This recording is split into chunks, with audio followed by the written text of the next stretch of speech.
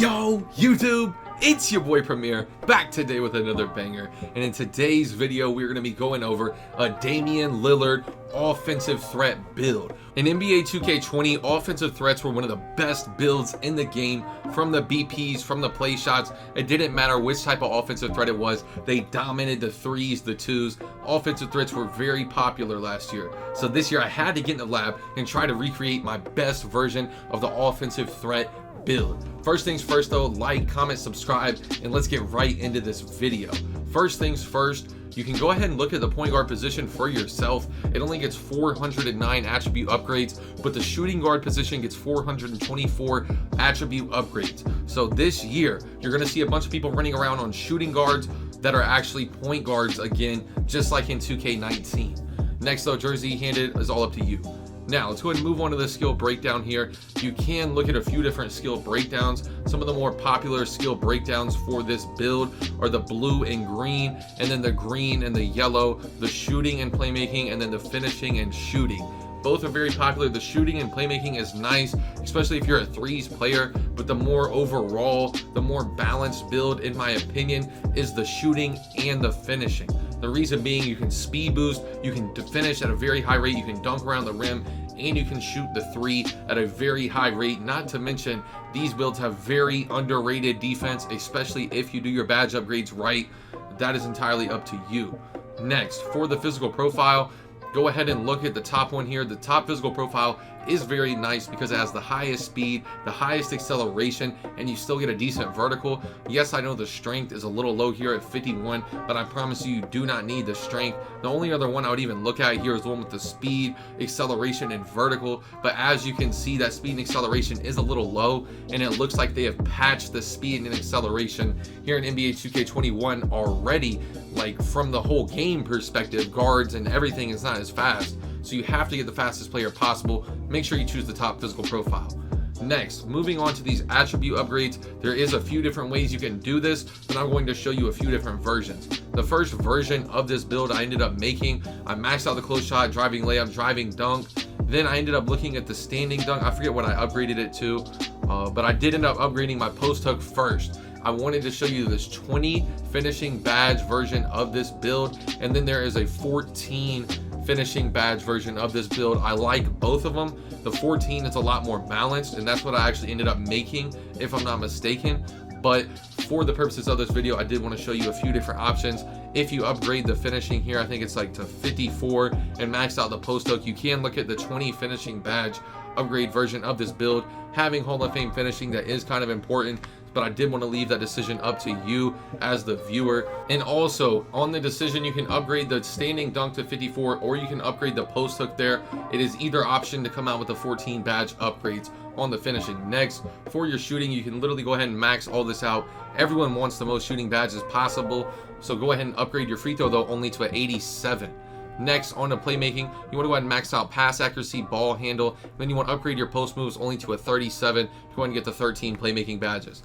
Next, you can go ahead and look at this version of this build. It's 14, 22, 13, and 3. They have patched every single build. There is not near as many badges in the game this year, and that honestly sucks. I'm not gonna lie, I loved the amount of badges they had in the game. I thought it was perfect, but now they're just getting rid of badges, it feels like, and getting rid of attributes, and they haven't sped up the game at all. So it's just really annoying. 2K's approach, it feels like this year, is a slower game, and that's not what anybody is looking for. But for the most balanced version possible of this offensive threat build, Damian Lillard point guard build, this is what I'd recommend. Damian Lillard can finish around the rim really well. He can shoot the ball very well. He can get his own shot at will. Damian Lillard's just one of the best in the league right now, so I had to drop it, man. Then next, for the body shape, there is a ton of different body shapes for you to look at. Defined is nice, built is nice, slight is nice, compact is nice. There's a ton of different good point guard body types and body shapes. However, the one that I recommend and the one that I feel is the most effective is the slight body shape. The reason being, it has the closest shoulders and it has the longest, skinniest arms possible. The reason being, you're going to try to avoid contact at the point guard position, screens, and stuff like that, etc. Next, onto the height here, you can look at it at a few different heights. A lower point guard, a lower height here on this point guard is nice. 6'3" is pretty much like the median. 6'3" is the best overall version of this build. 6'5" is nice as well. There is a ton of different good versions of this build. I would even say 6'1" is a really good version as well, especially for like the stage, pro-am, stuff like that. I'm sure you'll see a lot of smaller point guards, but 6'3" is the one that I recommend. As you can see, there's a drop off in between the ball handle as you go further down, and it's only one. But when you drop from 6'4" to 6'3", it's a drop, it's a bonus of 2 to your ball control. That's why I recommend 6'3" over the other heights. It's the biggest benefit of going that height. Next, onto this weight here, you can look at the higher weights if you're not really worried about like your speed and acceleration, but I don't know who isn't. Everyone wants the fastest player on the court.